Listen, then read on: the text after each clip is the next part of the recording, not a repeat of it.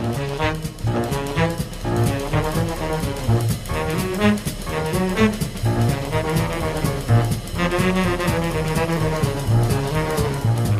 are standing in front of Staples because we want Staples to denounce the contract that the post office offered them. They want them to set up a little mini post office inside, sell stamps and take in packages. And we feel that they have no way to protect the public from if someone sent in a letter bomb or if they sent in a package that had chemicals in it. They have nothing there to test it. The post office have the machine and all the technology there to test for these things, not a small place like Staples. So, John, here we are again. Yes, ma'am.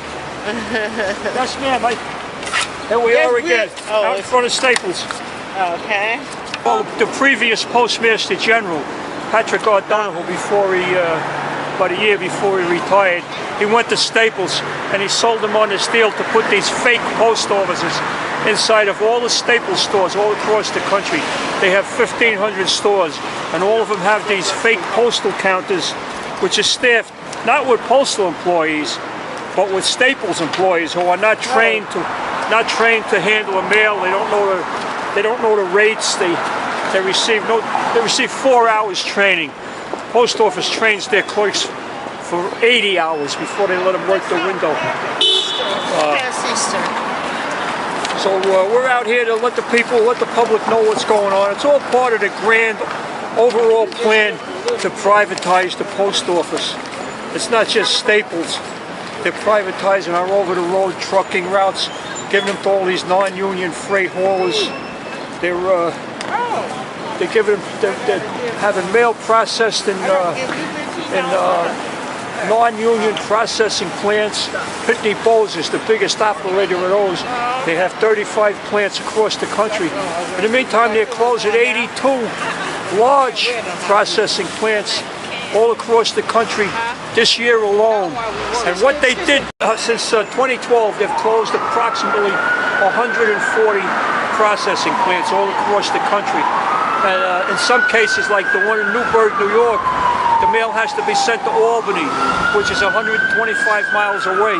So for a letter going in the mid-Hudson Valley in New York, it's going to travel a 250-mile round trip before it gets delivered. And Albany really can't handle all the mail that's coming from the Newburgh plant, so they have to hand it off to Syracuse and to Springfield, Mass. That's just one example. That's been going on all over the country. Now they're in the process, right now they're in the process of closing another 82 very large processing plants, which is going to wreak havoc. It's already wreaking havoc on service standards. And what they did January 5th of this year was a terrible, rotten thing they did. They changed the service standards and they eliminated mail processing at night. And all over the country, it's taken as much as a week to get a first-class letter delivered. Priority mail. To me, priority mail is our best product.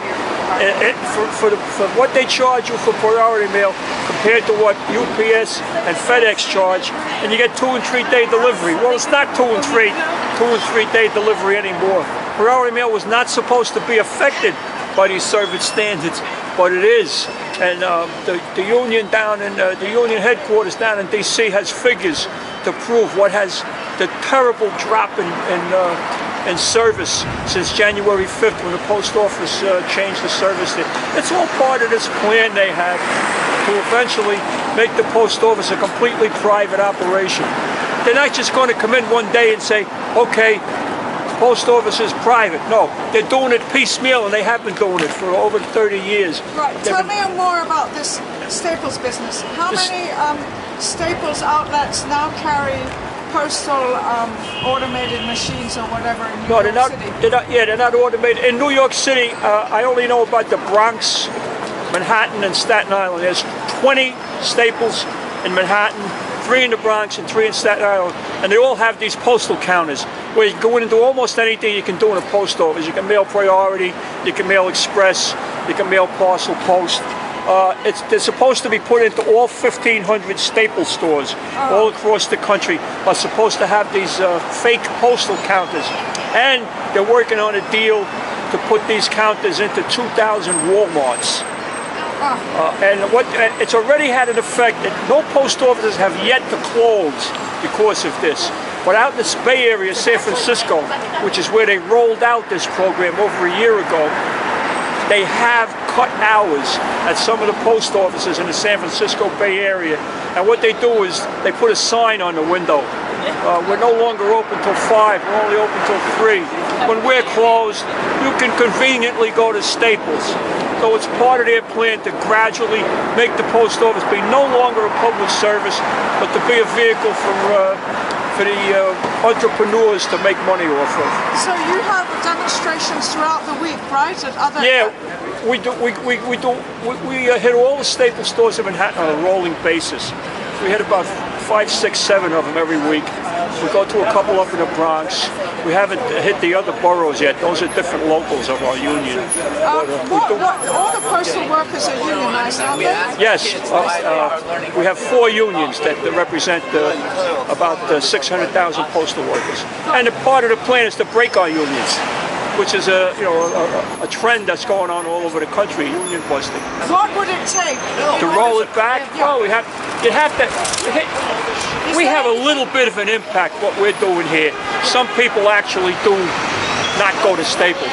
If we could get union locals that are still buying this office supplies from Staples to cancel their contracts, if we can get community organizations that are supportive of a public postal service cancel their contract if they're still buying supplies from Staples, and let them know why, that could have a really big impact.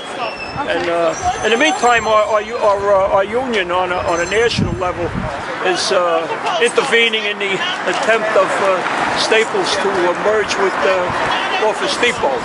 So we're trying to throw a monkey wrench at them wherever we can.